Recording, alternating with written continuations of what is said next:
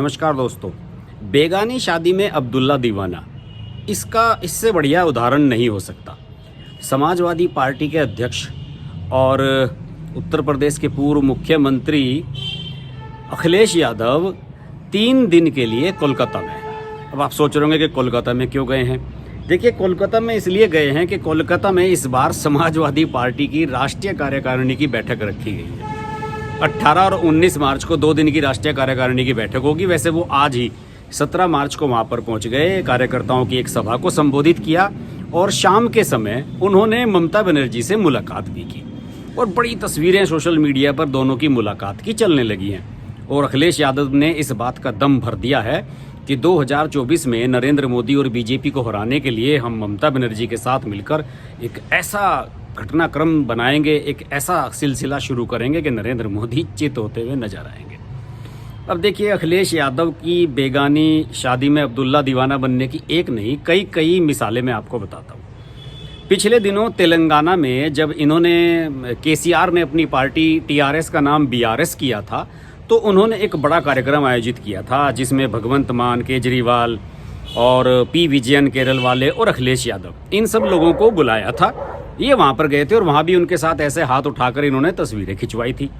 फिर अभी पिछले महीने जो एमके स्टालिन हैं, तमिलनाडु के मुख्यमंत्री, डीएमके के नेता, उन्होंने अपना 70वां जन्मदिन मनाया। वहाँ पर भी अखिलेश यादव गए हुए थे। और अब गए हैं कलकत्ता में अपनी राष्ट्रीय कार्यकारिणी का अधिवेशन कराने के लिए। 3 दिन तक वहाँ पर रहेंगे और विचार मंथन करेंगे कि 2024 में कैसे बीजेपी को रोका जाए। अब कोई इनसे ये पूछिए कि उत्तर प्रदेश से बाहर एक विधायक जितवाने की औकात समाजवादी पार्टी की नहीं है। इन्होंने कई बार कोशिशें की हैं, पंजाब में भी चुनाव लड़ने की कोशिश की। एक आध कोई विधायक इनका कभी कोई चुना गया है तो महाराष्ट्र में बन पाया है, वो भी मुस्लिम बहुल इलाकों में। उसमें वो किसी भी पार्टी से बनता विधायक इनकी पार्टी का बन ही जाता। और इसके अलावा इन्होंने कुछ और राज्यों में, मध्य प्रदेश वगैरह में भी कोशिश की अपने प्रत्याशी खड़े करने की। लेकिन ये हकीकत बात है कि अगर कोई ऐसी क्षेत्रीय पार्टी उत्तर प्रदेश की जो बाहर किसी राज्य में अपना थोड़ा सा भी हिसाब किताब बना पाई है तो वो है मायावती की बहुजन समाज पार्टी। कई विधायक इनके राजस्थान में बने हैं, मध्य प्रदेश में भी बने हैं, पंजाब में भी बने हैं। अब की बार तो अकालियों के साथ समझौता किया था मायावती ने। लेकिन अखिलेश यादव से कोई ये पूछे कि आपको उत्तर प्रदेश के बाहर जानता कौन है और आप अपनी जो राष्ट्रीय कार्यकारिणी है उसकी बैठक आप कर रहे हैं, जाकर कहाँ? सब कोलकाता में। कोई लॉजिक है इस बात का? सारे देश का जो ध्यान है इस समय पार्लियामेंट पर लगा हुआ है और सारे कुछ घटनाक्रम दिल्ली में केंद्रित है, सारी राजनीति दिल्ली में चल रही है और आप पार्टी का अधिवेशन कर रहे हैं कहाँ जाकर? कोलकाता में। वहाँ कोई मीडिया कवरेज भी इनको नहीं देगा। कुछ तस्वीरें इनकी आज सोशल मीडिया पर इसलिए नजर आ गई क्योंकि इन्होंने शाम के समय ममता बनर्जी से मुलाकात की। ममता बनर्जी अब चूंकि विपक्षी दलों में सबसे बड़ी नेता बन चुकी हैं और उनके बारे में लोगों का ये मानना है कि वो नरेंद्र मोदी के खिलाफ कोई भी धड़ा बनेगा तो उसमें सबसे महत्वपूर्ण भूमिका में ममता बनर्जी होगी। तो इसलिए ममता बनर्जी पर मीडिया का थोड़ा सा टेंशन रहता है। और कोलकाता में, पश्चिम बंगाल में तो खैर ममता बनर्जी का दबदबा है। अब अखिलेश यादव ने वहाँ जाकर अपने कार्यकर्ताओं से ये कहा कि हम यहाँ पर कलकत्ता में इसलिए कार्यक्रम करने के लिए आए हैं क्योंकि यहाँ पर ममता बनर्जी ने बीजेपी को बड़े जोर शोर से हराया था, बीजेपी को यहाँ आने नहीं दिया था। अरे भैया, बीजेपी तो पश्चिम बंगाल में 0 थी, लेकिन आपने बीजेपी को हटाने के लिए, पीछे धकेलने के लिए उत्तर प्रदेश में पूरे जोर लगाए। आपसे क्या हुआ, आप पहले ये बताइए। आप जा रहे हैं कोलकाता में अपनी कार्यकारिणी की बैठक करने के लिए। तो मुझे लगता है कि अखिलेश यादव थोड़े से कन्फ्यूज हो गए हैं और उन्हें ये समझ नहीं आ रहा है कि 2024 में किया क्या जाए। जितने भी गठबंधन कर सकते थे वो सारे वो कर चुके हैं। कांग्रेस के साथ भी करके देख लिया। उसके बाद सारे के सारे दल एक हो गए थे एक उपचुनाव में, जब कैराना वगैरह के उपचुनाव हुए थे उत्तर प्रदेश में। फिर अब की बार इन्होंने 2019 में मायावती के साथ भी समझौता करके देख लिया। बीजेपी और योगी आदित्यनाथ उत्तर प्रदेश से हटने का नाम ही नहीं ले रहे हैं।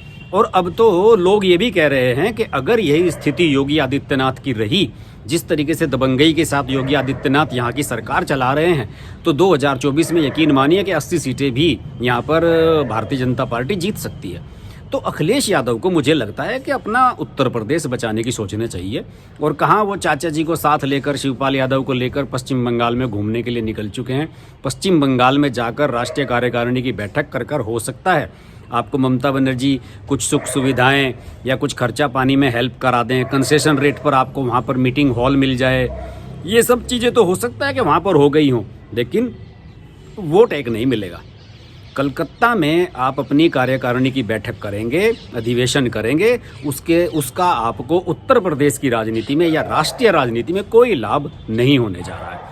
बस इसी बहाने से हो सकता है कि समाजवादी पार्टी के जो कार्यकर्ता हैं उन्हें पश्चिम बंगाल के सैर सपाटा करने का मौका मिल जाए। इसके अलावा मुझे कोई इसका आधार नज़र नहीं आते। तो मैं इसलिए अखिलेश यादव को कहता हूँ कि अखिलेश यादव भी मुलायम सिंह यादव की जो विरासत है उसको संभालने के बजाय डुबोने में लगे हुए हैं और उन्हें इसे बचाने का, इसे आगे बढ़ाने का कोई आइडिया नज़र नहीं आ रहा है, क्योंकि सारे आइडियों पर वह वर्कआउट कर चुके हैं और वो सारे के सारे आइडिया टेस्ट होने के बाद फेल हो चुके हैं। चलिए साहब, देखते हैं कोलकाता का जो अधिवेशन है उससे क्या निकल कर सामने आता है।